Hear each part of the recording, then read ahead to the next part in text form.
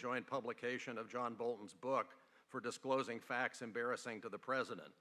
Or worst of all, I think, are his flamboyant media discussions of the facts supposedly unearthed by the specially commissioned investigation he is personally conducting with the help of U.S. Attorney John Durham.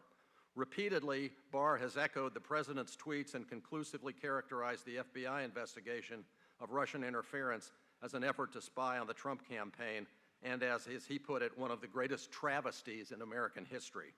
And he has hinted repeatedly that indictments are likely. This conduct is a textbook violation of Justice Manual Rule 1-7.400, which bars public comment on criminal investigations before charges are filed. Here, though, the wrong is much worse, as Barr is using a criminal investigation to produce fodder for the president's campaign propaganda mill, which can have its effect even though it is false. This conduct in particular gives cause for great concern about what Barr may do next. Just another 30 seconds.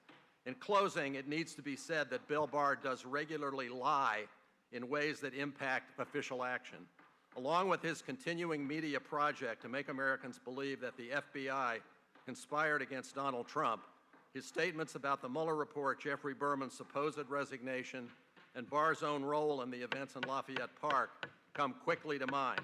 So does his practice of regularly shrouding himself in the rhetoric and trappings of the rule of law, even as he desecrates and undermines the institutions that make it possible.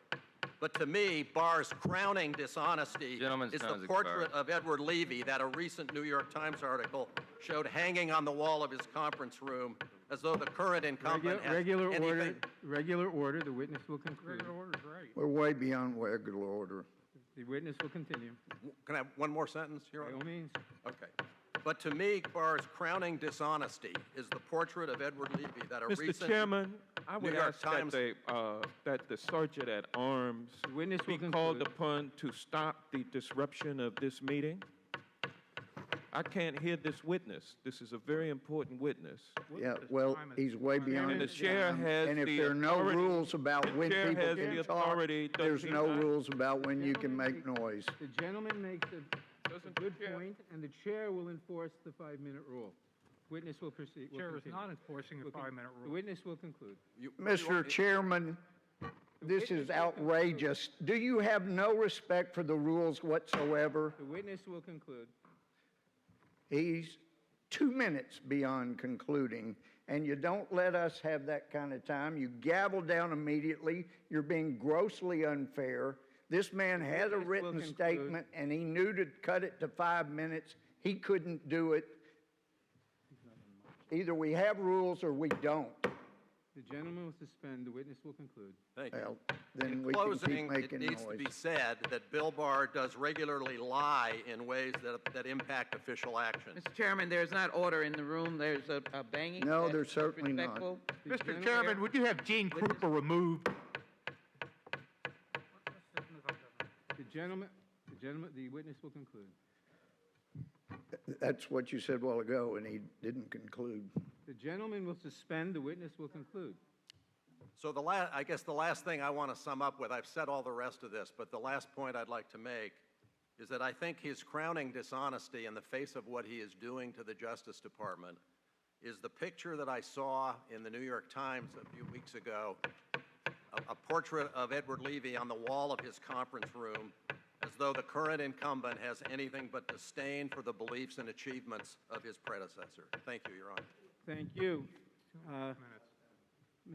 Mr. Chairman, I have a parliamentary inquiry. Gentleman will state his parliamentary inquiry. Is it not appropriate for the chair to exercise discretion in extending the 5-minute rule as the chair sees fit? It certainly is appropriate. And is it authorized under the rules of this committee? It certainly is authorized under the rules of this committee. Well, then, cannot the chair call in the sergeant at arms to maintain order when a member of this panel is out of order and disrupts We'll the move meeting? on to the next witness. Parliamentary inquiry, Mr. Chairman. Mr. Elias. Parliamentary inquiry, Mr. Chairman. Mr. Elias. Parliamentary inquiry, Mr. Chairman. Mr. Elias. Parliamentary point of order, Mr. Chairman. There is no point of order. How do you know I've not said one? Here we go again. The gentleman is completely out of order, Mr. Chairman. Gentleman will state his point of order. Point of order is according to the House rules, a House chairman cannot capriciously determine the 5-minute rule at the whim of what he wants. It has to be fairly and impartially applied. That is the spirit of the House rules, and that is not what has happened. You'll apply it fairly? We are applying the 5-minute rule as provided by the House rules. So you're ruling on my point of order? The gentleman has not stated the point of order. I did say the point of order. I stated the point of order is the rules are being violated by a capricious chairman who is not following the rules of the House by arbitrarily deciding when the 5-minute rule will be applied and when it will not be applied. You have not stated a cognizable point of order. The chairman has discretion. Mr. Chairman, you've not stated a recognizable way of running a committee in 18 months. So, I mean, let's determine it. The gentleman will suspend. The gentleman has not stated a cognizable point of order. Mr. Elias.